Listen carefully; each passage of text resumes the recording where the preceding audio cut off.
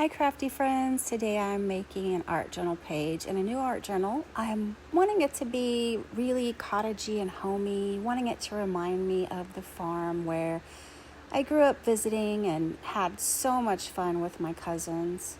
So I'm using this cottage core scrapbooking kit from Stemperia, and it is just beautiful with lots of lush greens and farm-like pictures and die cuts.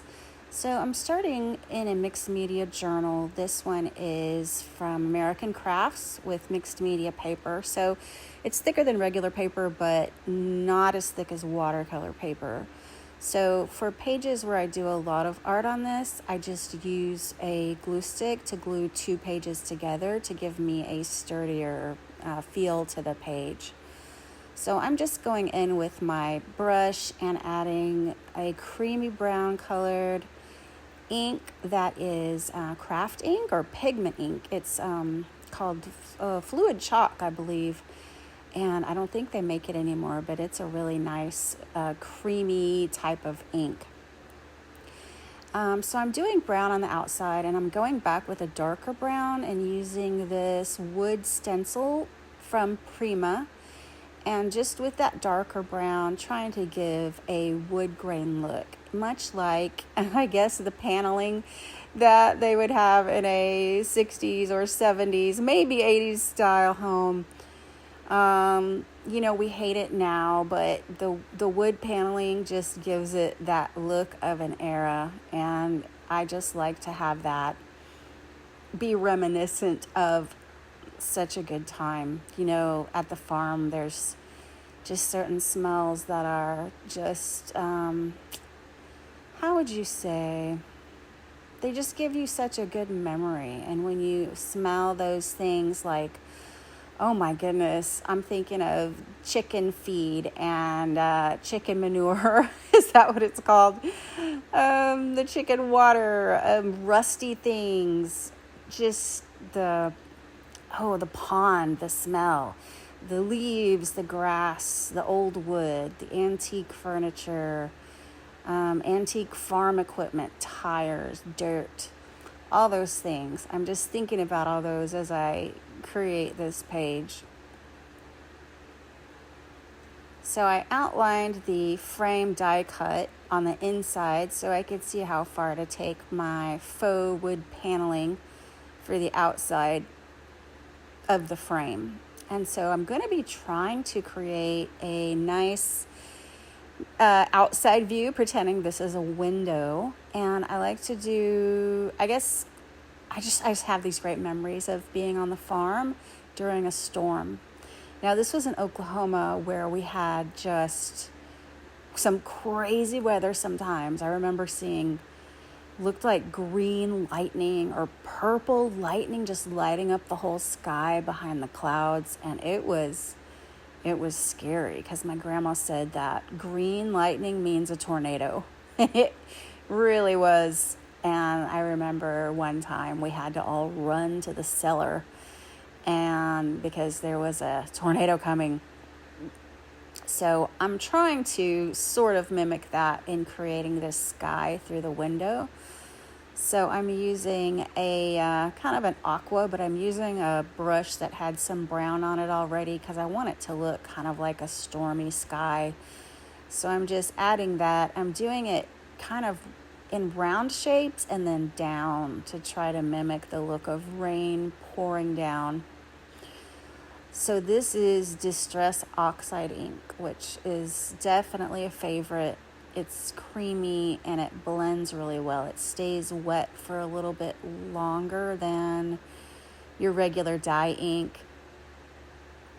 And I'm trying to give that look. Sometimes you can just see the rain coming down in sheets, or you can just see the vertical movement of the rain. So that's what I'm kind of trying to mimic here. I also want it a little bit blurry because it's not the focal point, it's the background, but I still want to give that idea. So now I'm going to put on some green for grass.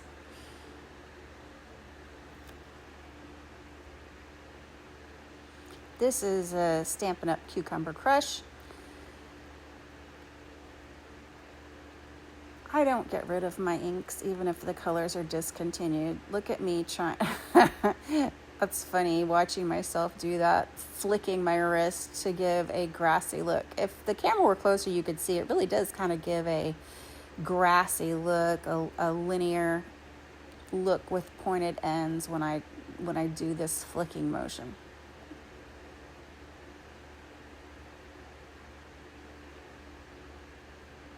So there's my frame put back on top, and I think that works pretty well. I think I might like a little bit more contrast behind the frame to make the frame stand out a little bit from the faux wood paneling on the background.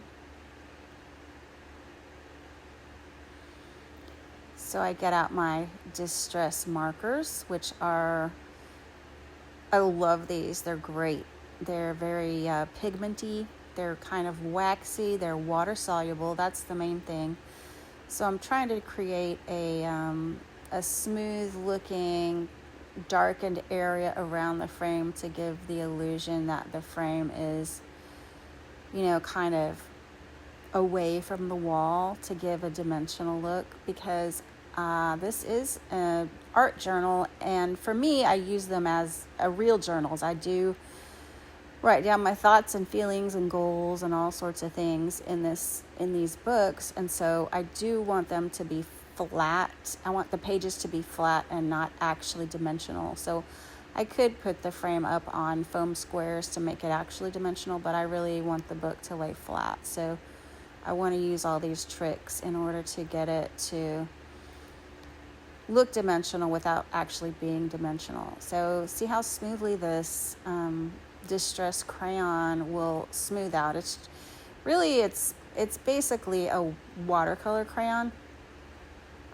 but I'm sure there's something a little bit different about it. They come in sticks that are kind of thick, and so you get a lot more use out of them than you would a regular watercolor pencil. So I just kind of put it back on and kind of smear it around and it moves very easily with the water brush.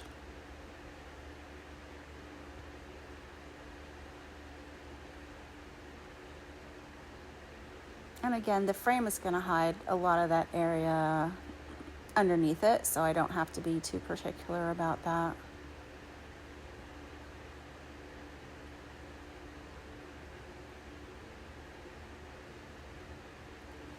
So here's my beautiful little die cut of the hanging plants. I wish you could see it up close. These die cuts are just gorgeous. Again, this line is called Cottage Core. Now I'm getting confused. Is it Stamperia or is it... Oh my goodness. I'm going to have to write it down in the description.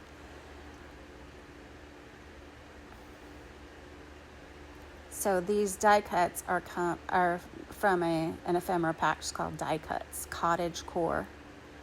So I decided that I wanted it to look even stormier, so I went in with a gray colored ink and tried to add it in sort of like more rain coming down, darker rain.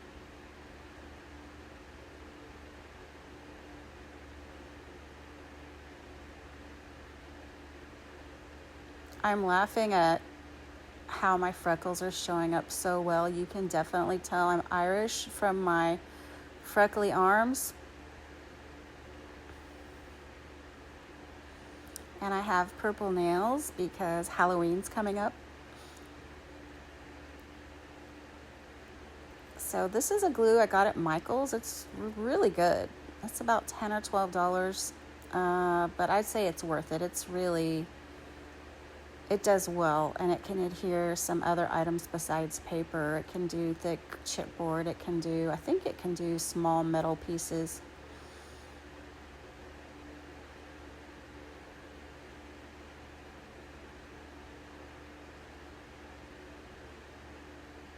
Look at these die cuts. They're laser cut. Look how intricate all those little points are from the plants and the little hangers, the macrame. It's tiny and it's just so intricate and beautiful. So I'm trying to hang the plants kind of toward the left because the plant on the right has a long, I don't know what you call that, hangy downy thing.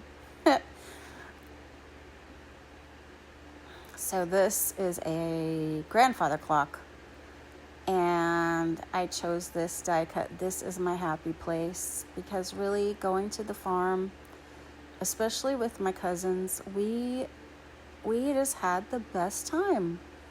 And you can ask any of my cousins and they agree. We would go to the farm and we would spend hours and hours, literal hours. We would leave, we would eat something and then leave for hours, traveling around, walking around, discovering ponds and islands and beat up old cars and an old bus and an old toilet and so many things.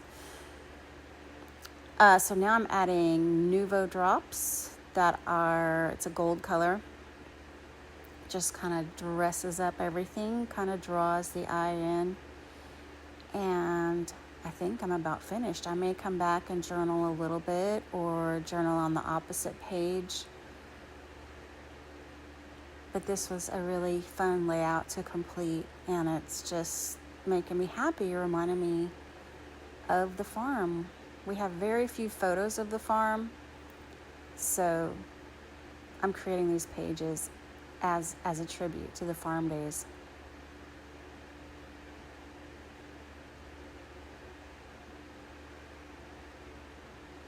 Thanks for watching.